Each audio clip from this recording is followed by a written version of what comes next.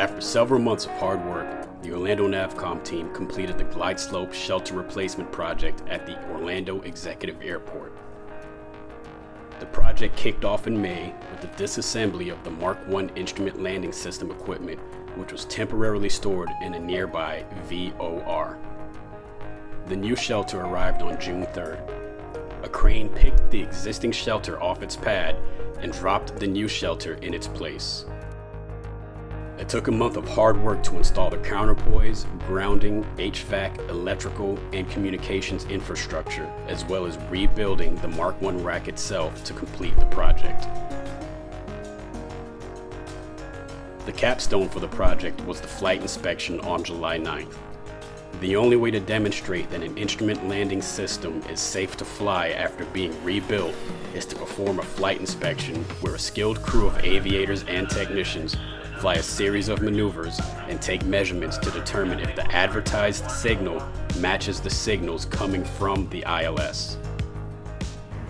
Well, today we are going to be doing a flight check. We just replaced the shelter and we extended the cables out that are called the pigtails.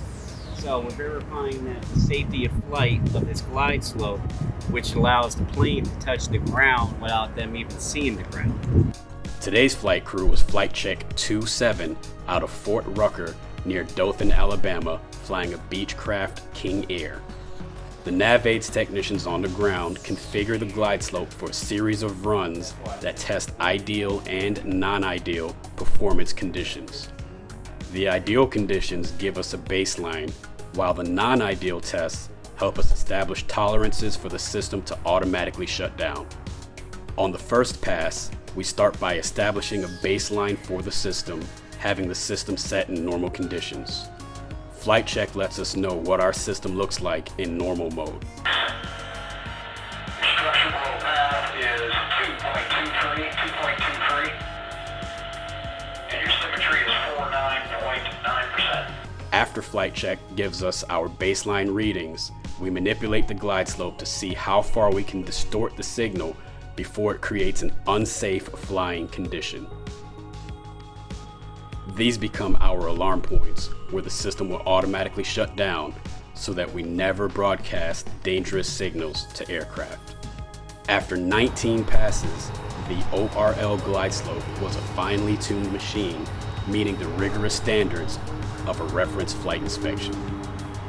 A completed flight inspection gives the NavAids team a sigh of relief, but there's still more work to be done. You can restore the glide slope to service after you've finished all your checks and documentation. Have a good day. We'll talk to you later. You too, thank you.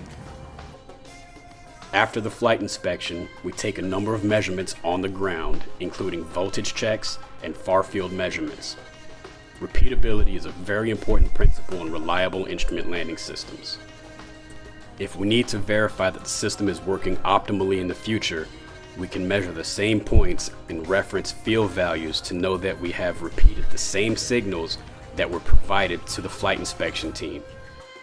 We're proud of the work that we do in Orlando, but we acknowledge and are grateful for the tremendous amount of support we've received from other teams in our district.